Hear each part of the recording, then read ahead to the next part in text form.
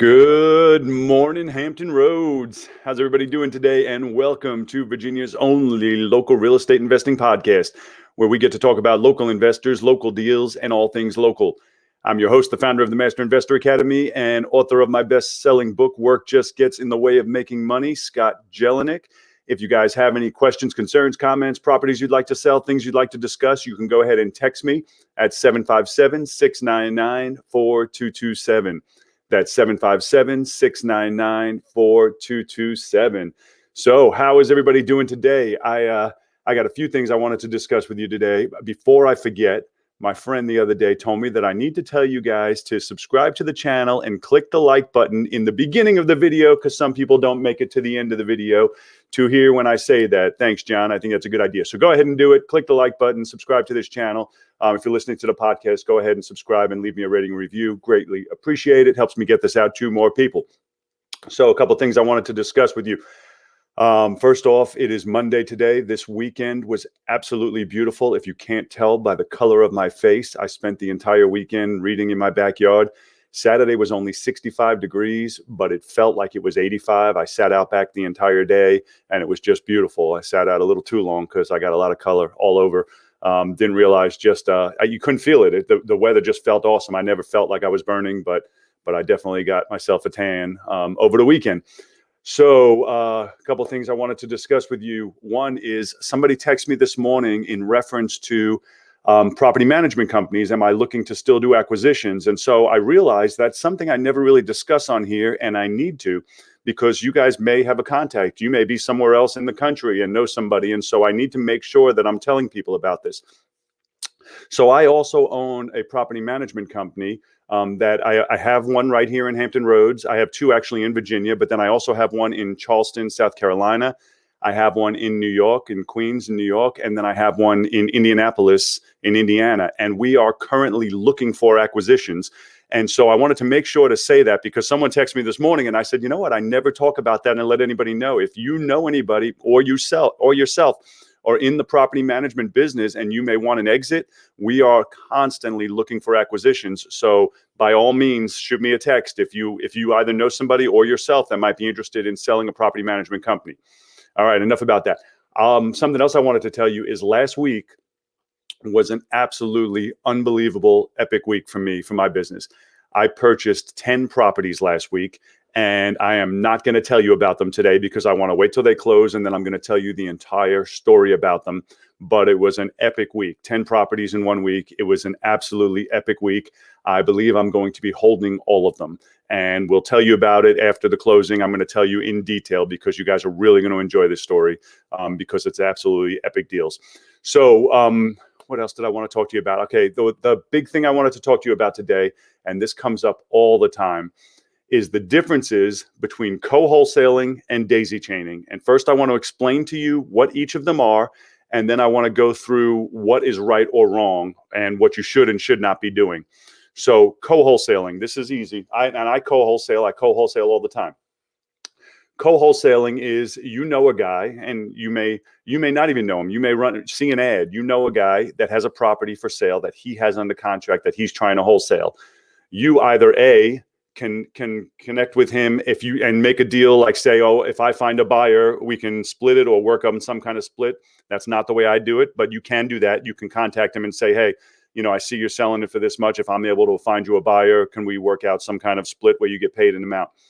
That is not the way I do it. The way I do it is when I have a friend or somebody I know that has a property that they are selling, and say they're selling it, I'm going to make up numbers here, and these are real numbers. I mean, this has happened. I've made $35,000 co-wholesaling, but let's tell you, say they got a property for 100, and I'm, talking with them, and they're like, yeah, I just got this contract, and I'm going to sell it for. I got a contract for 80 grand, and I'm going to sell it for 100. And I quickly look up on my phone, and I see the house, and I'm like, man, I know that neighborhood, I know that house, and I know I can sell that house like that for 120 grand. So what do? There's two options, and I'll tell you how I do it, because I'm confident in what I'm doing, and how you can do it. You can say to the person, listen, I have a buyer that'd be interested in it. If I can find you a buyer and get you your full 100,000, are you okay with me doing a second assignment and getting the difference of however much I can get? Most people have zero issue with that, as long as you're bringing a solid buyer. When I typically do it, I typically will actually contract it, and then I do a second assignment, but you can do it either way. Either way, when you do a deal like that, you're providing value. You're getting the buyer a property and you're getting the seller a buyer. So you are providing value. There's nothing the matter with it. I've done deals where I've made $30,000, $35,000 on a property I've never seen, just because I'm sitting with somebody and they tell me about a deal. I look it up and I'm like, I know I can sell. I have great buyers. I have a lot of buyers. And I say, I know I can sell this for X. And so I'll say right to them, I say, listen, you're asking 100. If I give you 100, we done right now? They'll be like, yeah, we're done. And I'm like, all right, I got a property for 120 and I can get it sold. But now I'm contracting. I'm committing to buy it.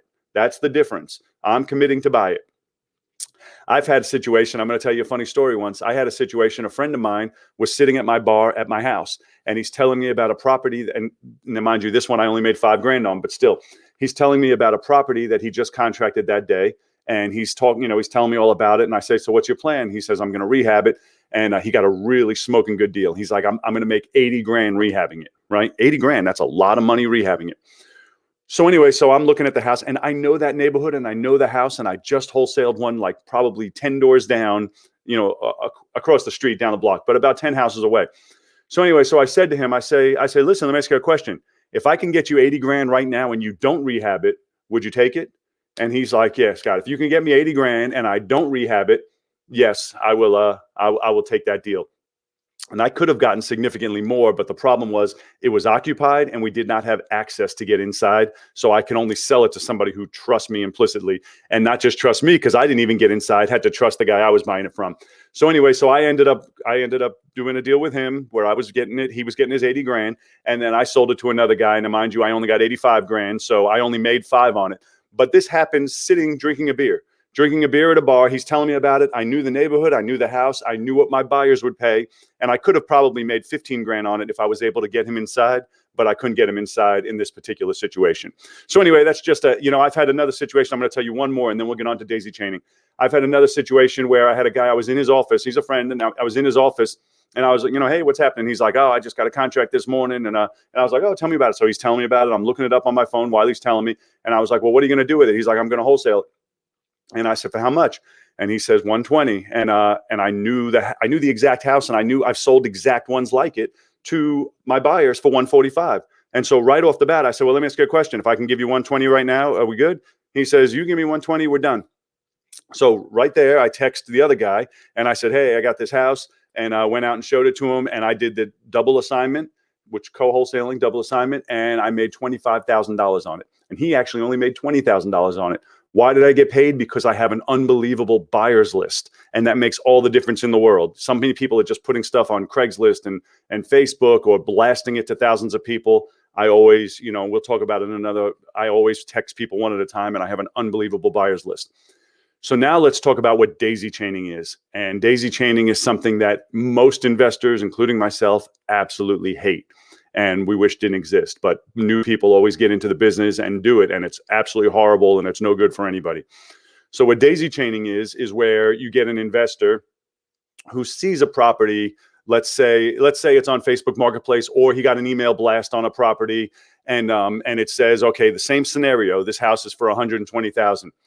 He doesn't contact the owner. He doesn't contract it and say, okay, I'll take it for the 120. He just starts marketing it for the 140. Does this make sense to you? So he never even spoke to the guy who was assigning it for 120. He just starts marketing it for 140. So now there's 2 ads out there. One ad is saying 120, one ad saying 140. And he's hoping if he gets somebody that it'll still be available. And now he can contact back the first guy and say, okay, I'll take it for the 120 and do it and do the assignment. It's a horrible, horrible way to do business. And number one, you're not providing any value. The whole reason we get paid, not just as investors, but in any industry, you get paid in relation to the value you add.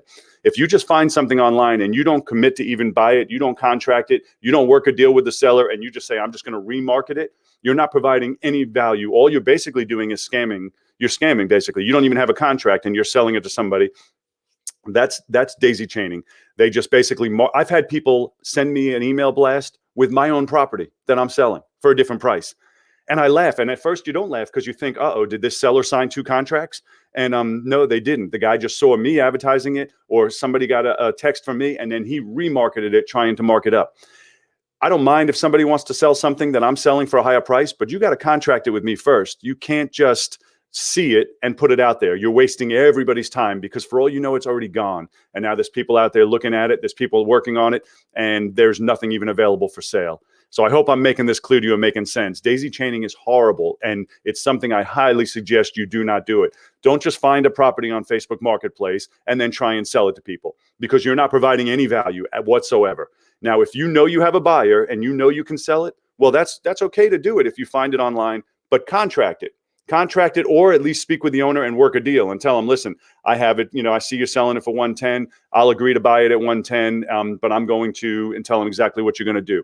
No problem whatsoever with that, but you have to be involved and have an equitable interest. You can't just see it and then turn around and sell it. That's, basically you provide zero value there and you're taking advantage. It has to be where you actually contracted it and have an equitable interest for you to turn around and sell it. Hope that helps you guys. There's, I get people asking me all the time about what, I always talk highly of co-wholesaling and very poorly on daisy chaining. And so I wanted to clarify for you guys exactly what the difference is. And if you're new in the business, I highly, highly recommend don't ever get involved in that daisy chain world where you just see properties and try and market them. Your buyers are going to hate you. They're not. What's going to happen is your buyer is going to see it from one guy listed at 100, and then he's going to see it from you from 120. And guess what he's going to do? Unsubscribe. Or you're going to send emails and he's just going to hit delete, delete, delete. He's never even going to take you seriously as a wholesaler or as an investor. So trust me on that. Make sure you can always come through with what you're selling. And if you're daisy chaining, there's no way of knowing if you're going to be able to come through.